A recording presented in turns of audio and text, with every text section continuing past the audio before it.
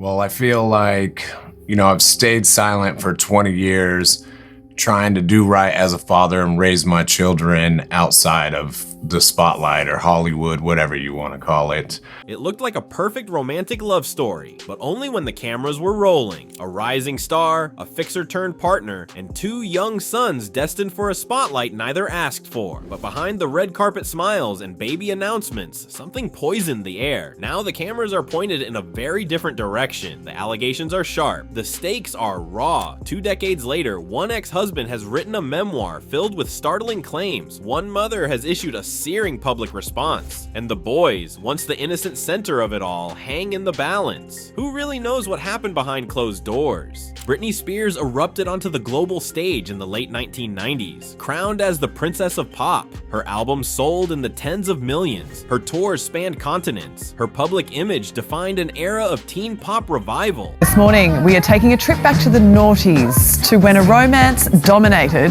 the tabloids, the relationship between pop star Britney Spears and dancer Kevin Federline. In 2004, at the height of her fame, she married backup dancer turned rapper Kevin Federline, a man whose star shimmered far more faintly, but whose ambitions burned equally bright. Their marriage produced 2 sons, Sean Preston and Jaden James, in quick succession. For a time, it looked like the perfect pivot, a superstar embracing domestic life, a husband securing his position beside her, a family built in the glare of global attention. But the shimmer masked cracks. Gradually, the pressure of fame, the obligations of parenthood, and the collision of 2 very different worlds combined to shift the dynamic. Spears' career endured its ups and downs. Federline's own path took unexpected turns, and the boys grew up both in the center of it and in the margins. In her own memoir, Spears described how she entered the marriage. "With all my heart, I was so in love and ready for a new phase of my life to start." By early 2006, the pressures had begun to bite. Federline, in his forthcoming memoir, claims the first real fissure appeared at a release party when he says Spears used cocaine while still breastfeeding their first son. Why do this now? Because there's an assumption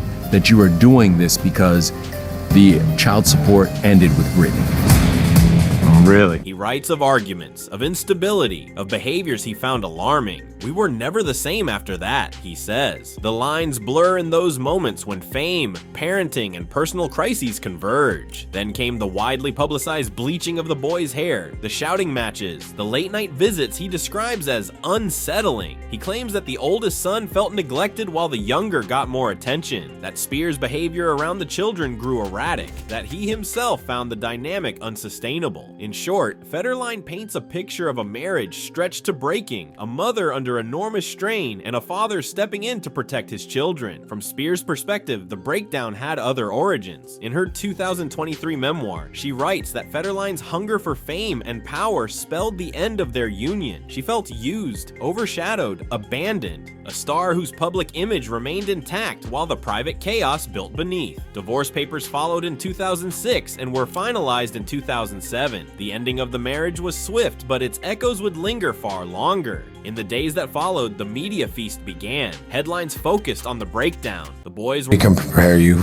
for anything like what I've been through, nobody, but to me, I had a job to do, and that was my kid. We're at the center of a custody battle, Federline taking primary physical custody. For Spears, that period coincided with personal and professional turmoil. The very public meltdown, the conservatorship, the subsequent I Free Britney movement. While those events are separate, they thread through the same web of fame, family, and control.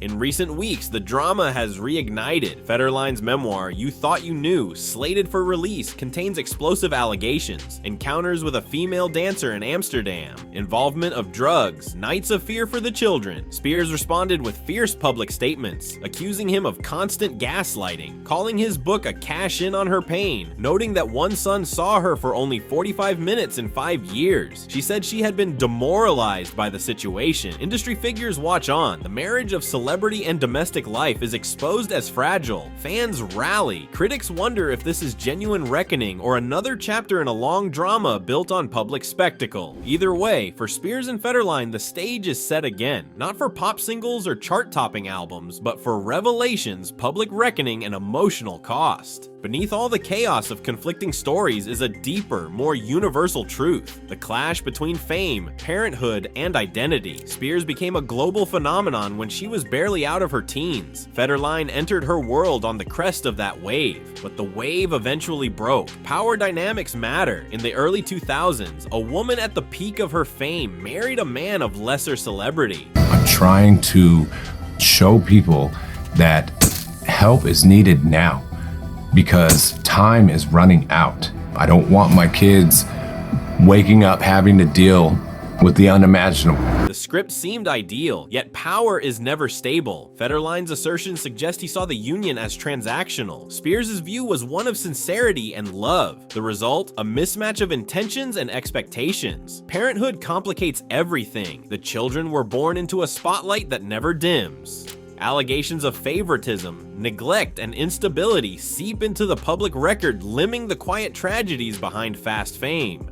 The custody battle, the charges, the memoirs, they all point to that painful truth. Raising kids under the glare of stardom is a different kind of battlefield. And then there is the issue of narrative control. Who tells the story? The wife writing her memoir, the ex-husband publishing his book, the tabloids circling. Spears accuses Federline of profiting off her pain. Federline says he acted to protect the boys. The public receives a drip feed of sensational claims, drug use, cheating, knife-wielding crises. The truth, as always, sits somewhere in the cracks. The deeper meaning: fame amplifies everything. The love, the breakdown, the consequences. A career built on image collapses under scrutiny. A family built on celebrity cracks under private pressure. In the end, the narrative may belong not to the star, but to the story itself. He was a relative nobody who hooked up with one of the world's most famous women in the world. But for Kevin Federline and Britney Spears, the good times were short-lived. What happens now depends on several variables.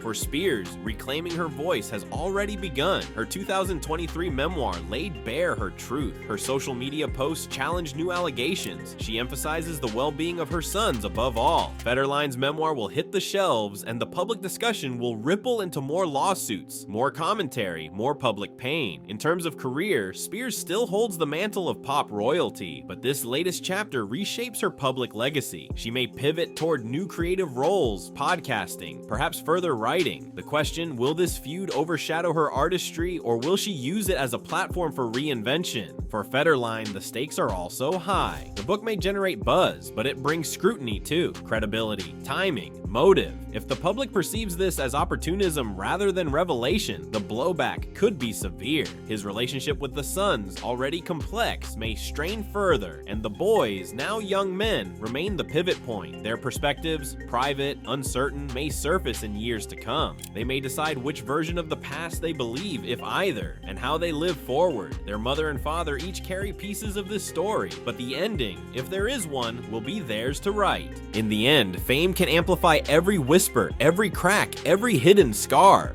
Two people once united by love, ambition, and a global spotlight now stand opposed by voices, memories, and accusations. But perhaps the hardest part isn't the public glare. It's the silence of lost time, the distances measured in minutes. The sons who once slept in the same house, now fragmented by narrative Spears and Kevin Federline. The story isn't simply about what went wrong, it's about what still remains to be healed.